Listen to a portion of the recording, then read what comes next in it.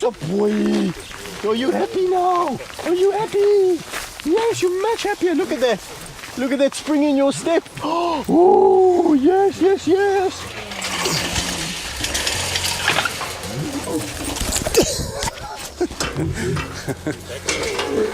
I do need back support. That's my big boy. Oh, I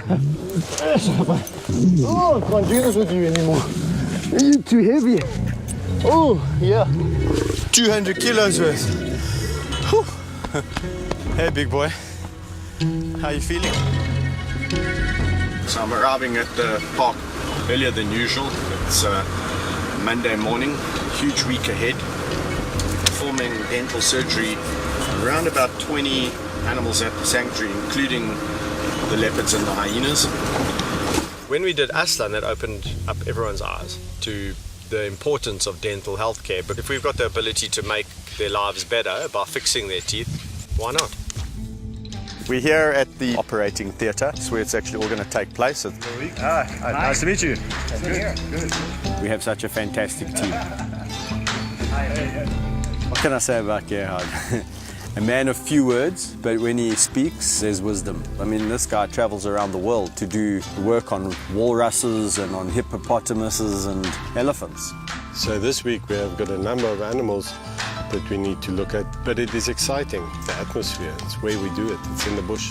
Dr. Steenkamp had some ideas, and one of those was to duplicate the theatre, have two tables. As the one goes down, gets stable, then we can go and fetch another. So we get normally one case that's quite bad and one that I think is not so bad. Between myself and Dr. Steenkamp, we have over 30 years of practice. We said, okay, we've got several lions here.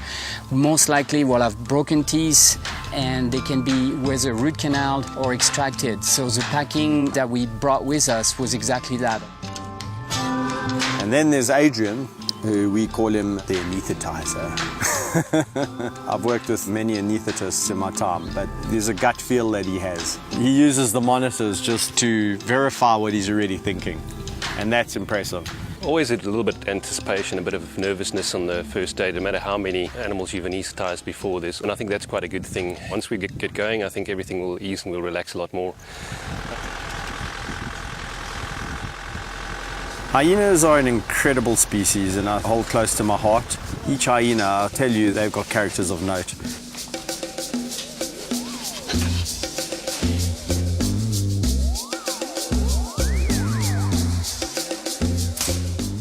Thank you.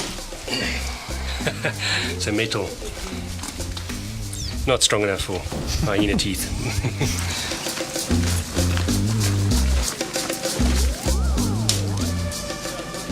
From a perspective of the dentition, obviously hyenas' teeth are quite strong. So I'm really interested to see what they think of that. So this hyena, Gina, is probably one of the hyenas that I have a really, really good relationship with. Spanned now 15 years. So I've known her since she was a tiny little cub, before she became the top dog. And what's quite interesting is when you're romping around with her and play fighting, all the other hyenas, I think, look at you and think, yes, what is this weird creature got that we don't have? Because she rules with an iron fist. And yeah, there's definite fear that goes through that enclosure. If she doesn't like you, she picks on you. So we only have 4 leopards at the sanctuary. 2 that are needing teeth repair are Carl and Nikita. I've got a really good relationship with Nikita. She's just an amazing cat. Really, really affectionate. And it's very, very strange for a leopard to be like that. Hello, my sweetie. The leopards are going to be pretty easy to dart. In fact, the female, I'll probably just give her an injection in her buttock.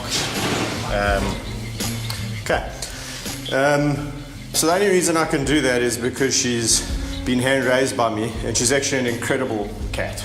You try this with Cole, the other male, he's probably going to swing around and swipe you in the face.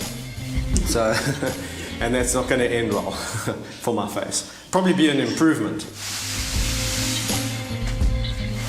2 root canals, 2 fractured teeth, so very similar to what we've been doing for the last few days. Once you have a fracture of a tooth, the most important bit is the pulp on the inside. Now if you see the white bit there, that is the enamel, And then all of this is root. I think we have an incisor that's busted as well. This was not like this a week ago. And that infection can then go all the way down this root and eventually even out into the surrounding bone, causing inflammation or infection into that bone, potentially causing an abscess. So our aim this week is to remove all of this, get to a healthy dentine, fill it with cement, the pink gutta perca, and then do a final restoration on the crown.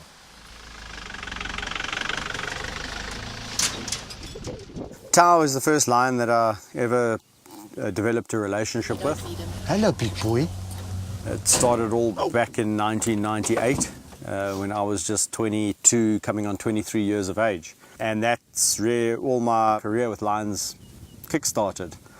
So my relationship with Tao has been incredible. It's gone through a full cycle. He's now an old man. So there's several complications that one can expect when working with an older animal.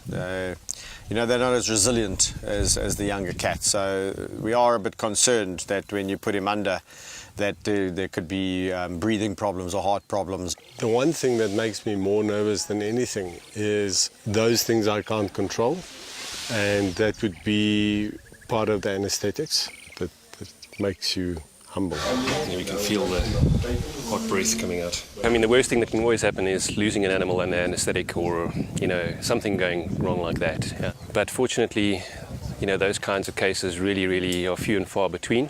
There's always the trade-off as to what do you do? Do you not put him under anesthetic and leave him with bad teeth?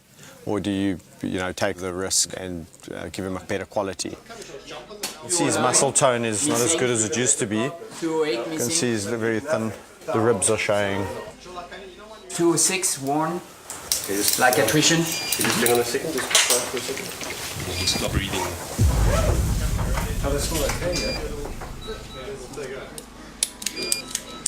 If they really wanted to, imagine, pull their weight. Our point is 48. Give him a nice big slap on the chest there, Alex. Just let him to take a breath.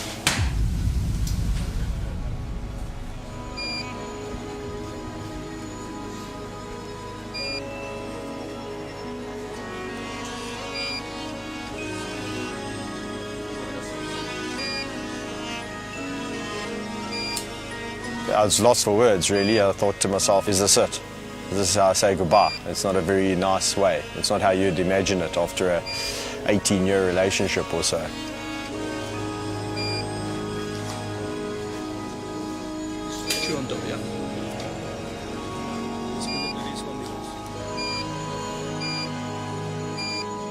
We just had a moment there where, just as I was about to connect him up to the oxygen, he just stopped breathing for a lot longer than what I would be comfortable with. I mean, being an older lion, he can't afford to go without oxygen for a period of time, for a long period of time, that is anything that's necessary. So I've actually given him an antidote now, which does mean that he might become quite light. Okay. Right. No, good. all to hold it in. It's a bit of a scare. What's going through your head? Preparation. I wouldn't hang around, get done what needs to be done. It makes one start to reflect on how vulnerable these situations can be, how vulnerable these animals can be in your hands. This big, powerful king of the jungle, and like that, he's flat on his back, clinging on to life. I think he did a lot more wear than we had from the one yesterday. The 11-year-old were much better dental-wise than this guy. But he's also a great grandfather.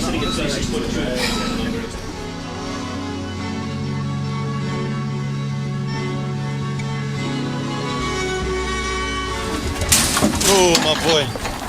Oh, my boy. Not very graceful. I think that whole adrenaline kind of rush, that emotional drain, the rest of the day I was just mentally and physically exhausted. I'm obviously happy to have Tao back. A bit of a stressful day, a bit of an emotional day. Glad it's over.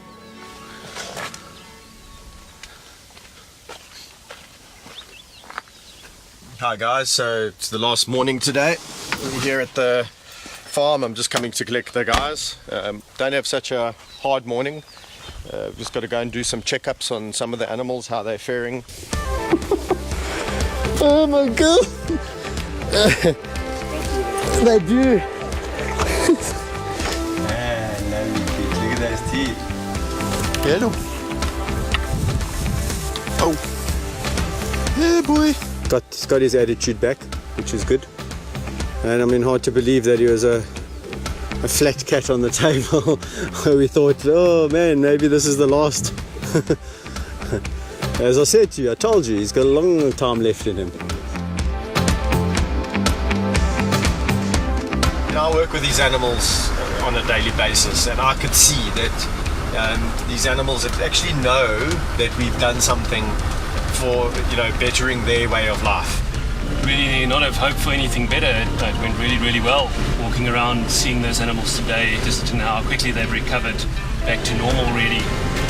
It's just been fantastic. So Initially we were going to count the amount of root canals we did, but we decided to add them all together and look at the length of root canals we did. And at the end of the week we did 1.334 meters of root canals in a whole week. I'm sure that's a Guinness World Record. Where on earth do you get to do this? You know, that amount of predators in 1 week with those kind of people, that kind of experience in that room. If you take collectively everyone involved, it's just amazing. So definitely something that will go with me to the grave. I think if we each do what we can to help the animals as a collective, we're going to get very far.